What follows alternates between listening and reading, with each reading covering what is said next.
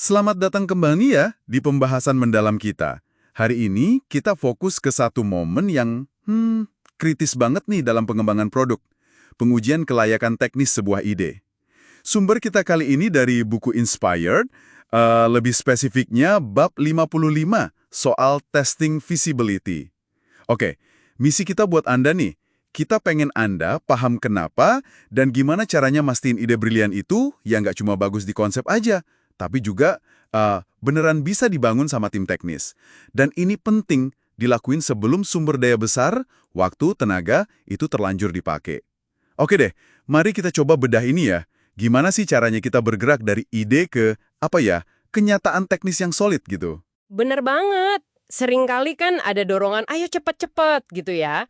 Tapi sumber ini tuh negesin banget, nguji kelayakan teknis itu bukan buat ngehambat. Sama sekali bukan. Justru ini bagian penting dari inovasi yang cerdas lah. Yang sustainable. Kayak bangun fondasi dulu gitu. Iya ya. Sumber ini malah nempatin kelayakan, visibility ini sebagai satu dari 4 risiko utama loh. Barengan sama nilai atau value, usabilitas sama viabilitas bisnis. Kalau dilewatin, konsekuensinya bisa mahal banget. Waktu, biaya, energi engineer kebuang buat sesuatu yang ternyata nggak bisa dibangun. Atau mungkin bisa, tapi jauh lebih rumit dari yang dibayangin. Jadi, gimana nih cara kita mitigasi risiko ini dari awal? Nah, salah satu kunci utamanya yang ditekankan banget di buku ini itu libatkan engineer jauh sebelum tahap eksekusi. Ada kutipan yang lumayan keras nih. Oh ya? Apa tuh? Jika engineer pertama kali melihat ide saat perencanaan sprint, Anda telah gagal. Gitu katanya. Wah, gagal ya? Iya. Artinya, jangan tunggu pas sprint planning, pas tim udah fokus mikirin detail implementasi jangka pendek, baru kita sodorin konsep besarnya. Wah, itu telat ya? Oke.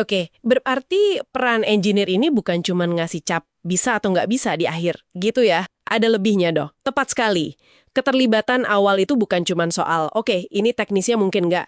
Tapi perspektif mereka, pemahaman mereka soal teknologi apa yang mungkin, apa yang baru muncul, itu bisa secara fundamental memperbaiki bahkan memperkaya solusinya. Mereka itu bawa yang disebut seni dari yang mungkin, the art of the possible. Sering banget mereka lihat jalur implementasi yang lebih oke, lebih inovatif, yang mungkin nggak kepikiran sama tim produk atau desain.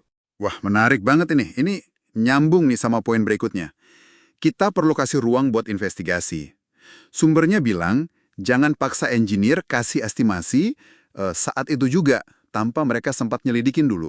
Kenapa sih pendekatan maksa gitu bermasalah? Ya karena itu cenderungnya bikin estimasi jadi terlalu konservatif, atau malah lebih parah, jadi nggak akurat sama sekali. Kalau sebuah ide kelihatannya bagus, menjanjikan, tapi butuh penyelidikan teknis dulu, mungkin karena pakai teknologi baru, atau butuh integrasi yang kompleks, atau pendekatannya belum pernah dicoba tim, nah kasih mereka waktu, sehari atau 2 hari gitu. Itu bukan nunda-nunda kerjaan. Oh, jadi bukan penundaan ya? Bukan, itu investasi.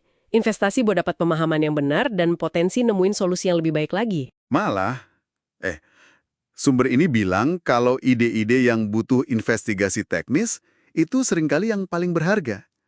Ini agak kontras ya sama keinginan kita buat gerak cepat biasanya. Gimana kita bisa lihat ini sebagai hal positif? Nah, ini memunculkan pertanyaan penting ya. Kenapa sih ide yang butuh investigasi itu malah menarik? Sumber ini ngasih beberapa alasan. Pertama, ide-ide yang paling transformatif itu seringnya memang pakai teknologi atau pendekatan baru. Ya jelas butuh dipelajari dulu kan? Kedua, pas engineer investigasi, mereka tuh nggak cuma balik bawa jawaban bisa atau nggak bisa. Seringkali mereka balik bawa wawasan baru, alternatif solusi yang lebih elegan mungkin, atau cara ngatasin tantangan teknis yang nggak kepikiran sebelumnya.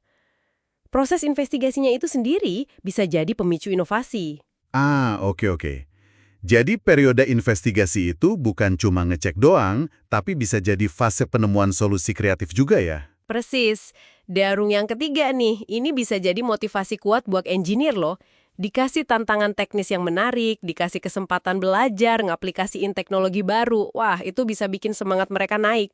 Kalau kita lihat gambaran besarnya, pendekatan ini tuh mendorong tim Anda buat beneran berinovasi. Bukan cuma ngerjain tugas rutin aja. Nah, pertanyaannya buat Anda nih, gimana caranya Anda bisa ciptain ruang aman buat tim teknis Anda melakukan eksplorasi semacam ini? Jadi, kesimpulannya gimana nih?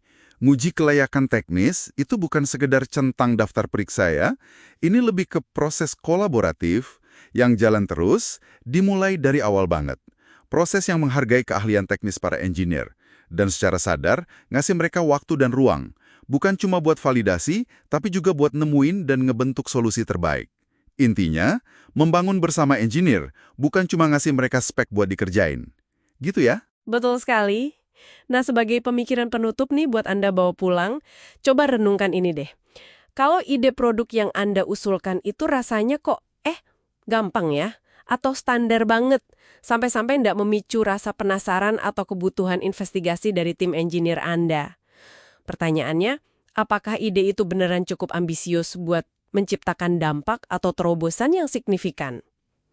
Pertanyaan yang bagus tuh buat direnungkan. Oke deh, terima kasih banyak sudah menyimak pembahasan mendalam kita kali ini. Sampai jumpa di eksplorasi berikutnya ya.